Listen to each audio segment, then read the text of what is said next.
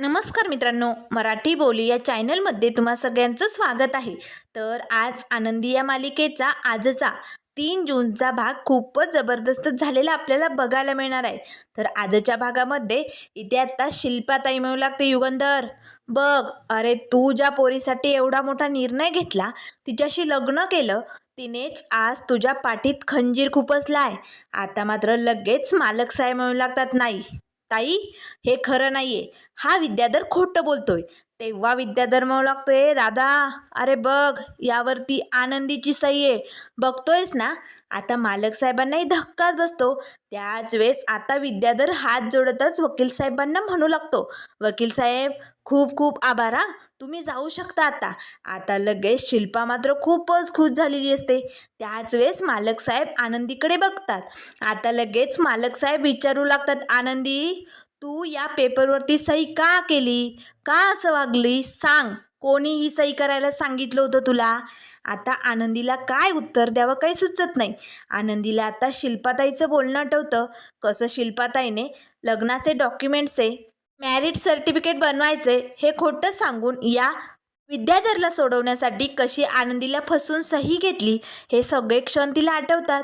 तेव्हा मालक साहेब म्हणू लागतात, आनंदी सांग लवकर, कोणी सांगितलं होतं तुला सही करायला, का वागलीस तू आनंदी अशी, सांग लवकर. त्याच वेळेस आनंदी म्हणू लागते, मालक साहेब मला वाटलं हे आपल्या मॅरिट सर्टिफिकेटचे पेपर आहेत म्हणून मी त्यावरती सही केली. त्यावर लगेच आता मालक साहेब म्हणू लागतात, काय मॅरिट सर्टिफिकेटचे पेपर, तुला कळलं नाही, तू एवढी शिकली सवरली, तुला वाचता आलं नाही का. त्यावर लगेच आता शिल्पाताई म्हणू लागते, युगंधर तिच्याकडे उत्तर नाहीये म्हणून ही असली कारणं सांगायली बरं का. त्याच वेळेस मालक साहेब म्हणू लागतात, आनंदी बोल ना, अगं तुला लिहिता वाचता येतं ना, तू एवढी शिकली मग तू पेपर वाचले नाही का, आंधळी आहेस का तू. त्याच वेळेस विद्याधरला धक्का बसतो, कारण आनंदी आंधळी हाय हे आपल्या दादाला अजून ठावच नाही. हे मात्र ऐकताच आता विद्याधर जाम खुश झालेलं असतो, कारण त्याचं काम अजून सोपं झालेलं असतं. त्याच वेळेस आता लगेच आनंदी म्हणू लागते, मालक साहेब ऐकून तरी घ्या. त्याच वेळेस मालक साहेब म्हणू लागतात, बास, मला आता काहीही ऐकायचं नाहीये. आनंदी अगं, तुझ्याकडनं मला ही अपेक्षा नव्हती आनंदी, तुझ्यासाठी मी माझं आयुष्य पणाला लावलं, एवढा मोठा निर्णय घेतला, समाजाला माझ्या घराला दुखवून मी तुझ्याशी लग्न केलं, का तुझ्या सुरक्षिततेसाठी, तुझे हात सुरक्षित राहावे म्हणून मी या विद्याधरला जेलमध्ये अडकवलं आणि तू तू स्वतःच्या हाताने या राक्षसाला सोडवलं. आनंदी आज तू माझा विश्वासघात केलाय. अगं आनंदी, मी तुझ्यासाठी काय नाही केलं ग, सांग ना. पण तू आज जे पाठीमागे माझ्या खंजीर खुपसून काम केलंय ना, त्यामुळे माझ्या माणसातला मारून टाकलंय आनंदी तू. आज विद्याधर सुटलाय याचं मला जास्त दुःख होत नाहीये, पण तू जे केलंय ना त्याचं जास्त दुःख होतंय आनंदी. खरंच तुझ्याकडनं मला ही अपेक्षा कधीच नव्हती आनंदी. तुझ्यासाठी मी किती मोठं पाऊल उचललं, पण नाही, तू माझ्या पाठीत खंजीर खुपसून मोठी चूक केली आनंदी. अगं जगातील प्रत्येक माणसासाठी हा युगंधर धावून जायचा, त्याला वाचवण्यासाठी स्वतःला अर्पण करायचा, पण आज तू माझ्या माणसातला मारून टाकलंय. खरंच आनंदी, मला तुझ्याकडनं ही अपेक्षा कधीच नव्हती. मालक साहेब आता आनंदीवरती भडकलेले असतात. तेव्हा आनंदी म्हणू लागते, मालक साहेब ऐकून घ्या. त्याच वेळेस आनंदी आता मनाशीच म्हणू लागते, मालक साहेब मी आंधळी आहे हो, मला दिसत नाही, हे सत्य मी तुम्हाला नाही सांगू शकत, कारण शिल्पाताईने मला तसं सांगून ठेवलंय. मी काय करू मालक साहेब, कसं सत्य तुम्हाला सांगू. असे असंख्य प्रश्न आता आनंदीसमोर उभे राहिलेले असतात. त्याच वेळेस मालक साहेब या राक्षसी विद्याधरकडे बघतात. ए विद्याधर, तू इकडे कान उघडे ठेवू नये का, तुला काय वाटलं, आज जे झालं तेच झालं, पण इथून पुढे आनंदीला त्रास देता कामा नये, नाहीतर या युगंधरची गाठे लक्षात ठेव. हे बघ, तुला आज वाटत असेल तू जिंकलास, पण चल, आजचा दिवस तुझा होता असा समज, पण तू जिंकू शकत नाही या, कारण मी युगंधर आहे आणि हे घर माझं आहे. लगेच चालतं व्हायचं, निघायचं माझ्या घरातनं, तुला माझ्या घरात जागा नाही.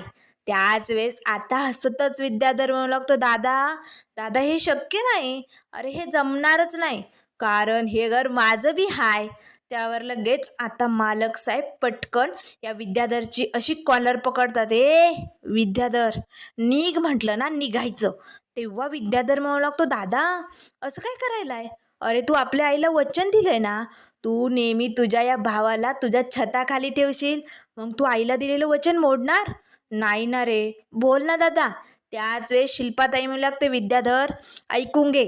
तेव्हा विद्याधर म्हणू लागतो, शिल्पाताई अहो, मनुष्यातनं निघालेला बाण आणि युगंधरच्या तोंडातनं निघालेला शब्द कधी बी खाली पडत नाही, हो की नाही दादा? त्यामुळे मी आता या घरातच राहणार. आता मला कोण बी या घरातनं बाहेर काढू शकत नाही. आता मात्र मालक साहेबांना खूप राग आलेला असतो. त्याच वेळेस मालक साहेब तडक तिकडनं आपल्या रूममध्ये निघून जातात. आनंदीला मात्र खूप टेन्शन आलेलं असतं. ती रडत असते, कारण आता विद्याधर याच घरात राहणार म्हटल्यानंतर तिच्यासमोर मोठं संकट उभं राहिलेलं असतं. तर आता मालक साहेब आपल्या रूममध्ये येताच आता शिर्के म्हणू लागतात, मालक साहेब तुम्ही जरा शांत व्हा बरं. तेव्हा मालक साहेब म्हणू लागतात, शिर्के, आनंदीला चांगलं भरभुलं कळतं की नाही? हे बघा, मला तिच्या या निर्णयाचा राग येत नाहीये, माझी चिडचिड होते हो. अहो, मी तिच्या भल्यासाठी एवढा विचार केला आणि तिने एका क्षणात सही करून या विद्याधरला मुक्त केलं. असं कसं वागू शकते ती? मला ना आता काय करावं काही सुचत नाही. तिला कळत कसं नाही आहे? तिच्या भल्यासाठी मी एवढा मोठा निर्णय घेतला आणि तिने एका फटक्यात मला खाली पाडलं. त्याच वेळेस शिर्के साहेब म्हणू लागतात, मालक साहेब तुम्ही आनंदीला जेवढं चुकीचं समजताय ना, तेवढी तशी नाही होती. खरंच त्या पोरीबद्दल ना मला तुम्हाला एक महत्त्वाचं काहीतरी सांगायचं आहे. मालक साहेब तुम्ही प्लीज ऐकून घ्या, आनंदी तशी नाही हो. त्यावर मालक साहेब म्हणू लागतात, बास शिर्के बास. अहो, किती वकिली करणार त्या पोरीची? ती पोरगी किती चांगली हाय, किती हुशार आहे, हे आजवर तुम्ही मला पटवून दिलं की नाही? मी बी ऐकलं, पण मला आता काय बी ऐकायचं नाही आहे. कारण त्या पेपरवर सही करून आनंदीने विद्याधरला सोडून मोठी चूक केली आणि आता मला त्या विद्याधरला या घरातनं बाहेर काढायचे. कारण या असल्या सापाला मी माझ्या घरात ठेवू शकत नाही. आनंदी कशी बी वागू दे, किती बी मोठी चूक करू दे, पण त्या विद्याधरपासनं तिला धोका आहे आणि म्हणूनच आपल्याला लवकरात लवकर निर्णय घ्यावा लागेल आणि त्या विद्याधरला या घरातनं बाहेर काढावं लागेल. त्याच वेळेस शिर्के म्हणू लागतात, मालक साहेब मग काय निर्णय घेतलाय तुम्ही? काय करायचं ठरवलंय? मालक साहेब पटकन आपला मोबाईल काढतात आणि आता मालक साहेबांनी पुढची ॲक्शन घेण्यासाठी आता कुठेतरी फोन लावलेला असतो. आता लगेच मालक साहेब तडक खाली निघालेले असतात. त्याच वेळेस आता मालक साहेबांच्या रूमकडे पायरीवरनं हा विद्याधर येत असतो. आज आनंदी आनंद झाला, जिकडं तिकडे चोहीकडे, असं गाणं म्हणत आता विद्याधर लगेच आपल्या दादाजवळ येतो. दादा मग कसं वाटतंय? आलो की नाही मी घरात जवळपास? त्याच वेळेस आता मालक साहेब पटकन या विद्याधरची कॉलर पकडतात.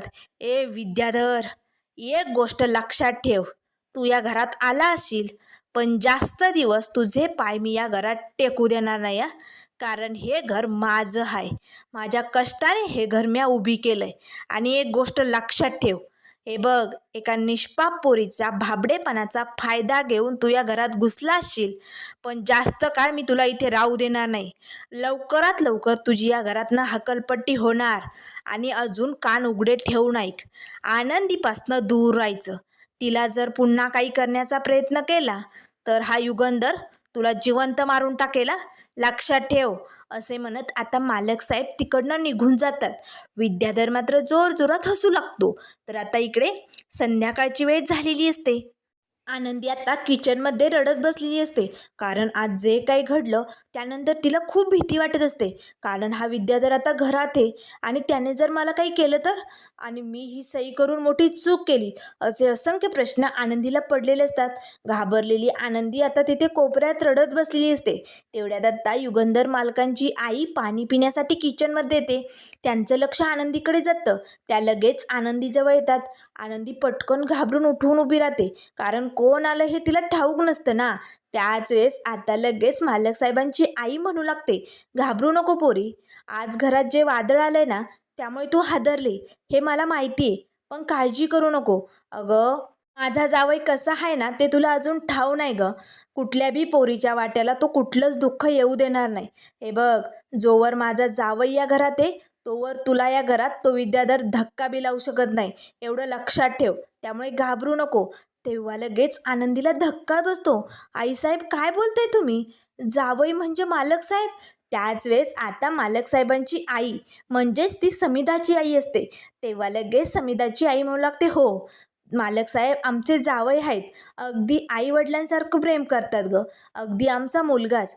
या घरात कधी परकेपणा आम्हाला जाणू दिला नाही. स्वतःच्या आई वडिलांपेक्षा जास्त प्रेम दिलं. खरंच म्हणूनच सांगते, माझ्या जावयावरती विश्वास ठेव आणि बिनधास्तपणे झोप. तुला या घरात कसलाही धोका होणार नाही. तेव्हा लगेच आता आनंदी म्हणू लागते, खरंच मालक साहेबांचं मन लय मोठं आहे. त्यावर लगेच समिधाची आई म्हणू लागते, हे बघ पोरी, तुझं आणि माझं काही रक्ताचं नातं नाही ग, पण तुला घाबरलेलं असं संकटात अडकलेलं पाहून ना जरा मन मोकळेपणाने बोलावंसं वाटलं, म्हणून तुला सांगितलं. झोप, टेन्शन घेऊ नको. आनंदी लगेच आता देवी आईजवळ बसते. देवी आई, अगं किती मोठं मन आहे मालक साहेबांचं. जावई आहेत ते यांचे, तरी बी आई वडिलांपेक्षा जास्त मान देतात. खरंच मालक साहेब, आज शिल्पाताईने असं का केलं मला खरंच माहिती नाही हो. त्या डॉक्युमेंट्सवरती माझ्या सह्या का घेतल्या असतील? मला असं फसवून सही घेऊन त्यांनी विद्याधरला घरात का आणलं असेल हे मला खरंच ठाव नाही हो. पण मालक साहेब, शिल्पाताई माझ्या आंधळेपणाचा फायदा घेत आहेत. का करतात ते असं? मला हे सगळं सत्य तुमच्यापर्यंत पोचवावं लागेल मालक साहेब, असं आनंदीने ठरवलेलं असतं.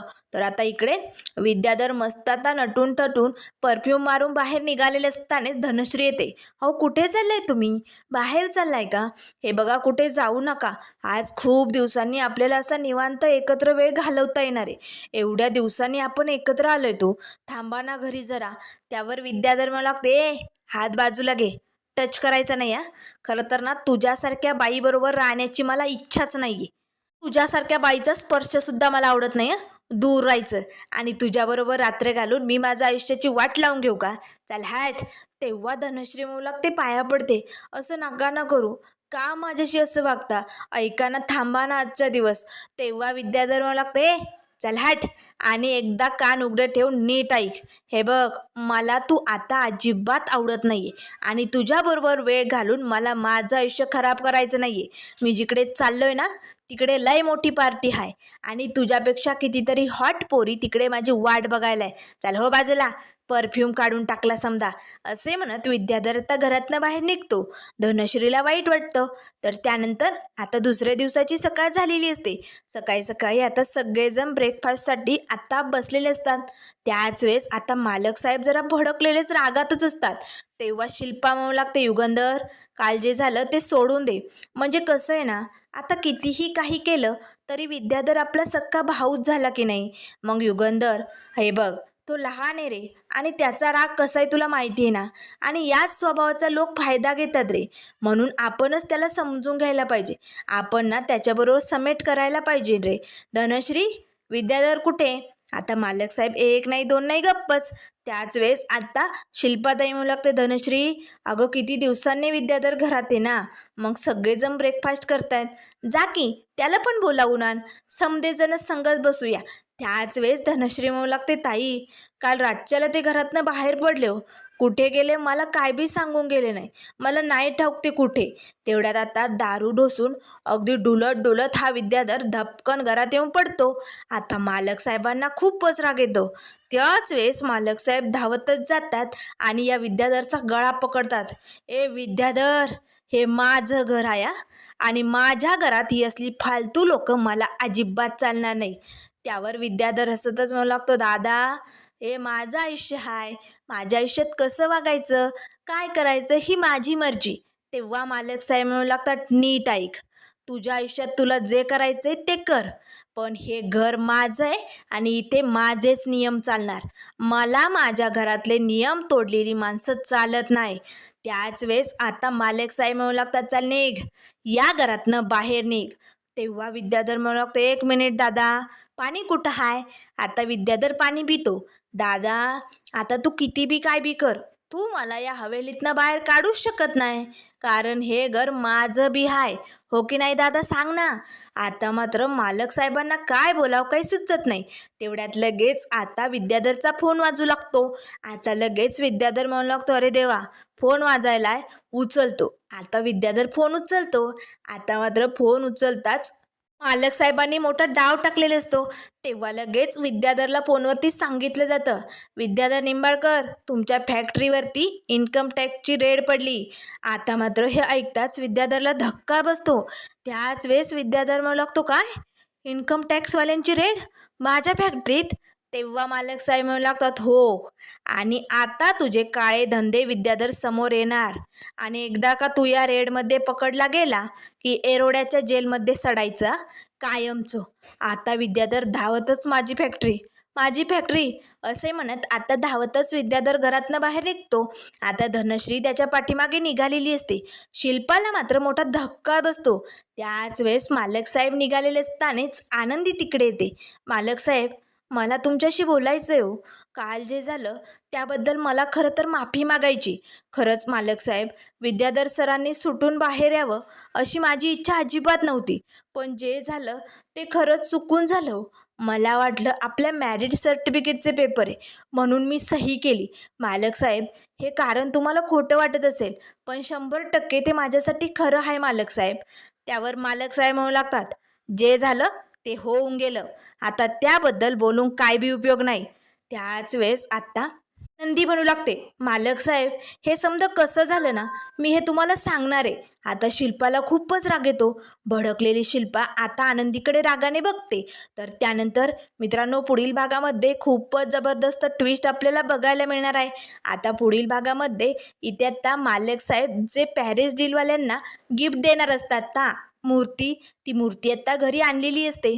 आता मात्र शिल्पाताई आनंदीला ओढतच आता हॉलमध्ये घेऊन येते आणि जोरदार दिशी धक्का देते. आता आनंदी जशी जाते तशी त्या मूर्तीचा जो मोठा बॉक्स असतो ना त्यावरती जाऊन आदळते. आता आनंदीकडनं ती मूर्ती फुटलेली असते. तेव्हा शिल्पा म्हणू लागते, युगंधरने एवढी मेहनत करून पॅलेस डीवाल्यांना देण्यासाठी ही मूर्ती बनवली होती, ती तोडलीस तू. आता मूर्ती बनणार पण ती तू तू तू बनवणार. आता मात्र या शिल्पाताईने आनंदीलाच मूर्ती म्हणून आता समोर उभी केलेलं असतं. त्याच वेळेस आता मालक साहेब त्या सगळ्या गेस्टला घेऊन आपल्या हवेलीत येतात. आता सगळ्यांना मूर्ती दाखवण्यासाठी मालक साहेब पडदा बाजूला करताच आता समोर आनंदी उभी असते. आता मात्र आनंदीची या शिल्पाताईने मूर्ती बनवलेली असते. आता मालक साहेबांना हे सगळं बघून धक्का बसतो. आता पॅलेस डीलवाले सगळेजण आता त्या मूर्तीकडे बघू लागतात. तर पुढे काय होणार हे बघणं खरंच खूप मजेदार असणार आहे. त्यामुळे अशाच मालिकेंच्या अपडेट पाहण्यासाठी चॅनलला लाईक करा, सबस्क्राईब करा. व्हिडिओ पाहिल्याबद्दल धन्यवाद.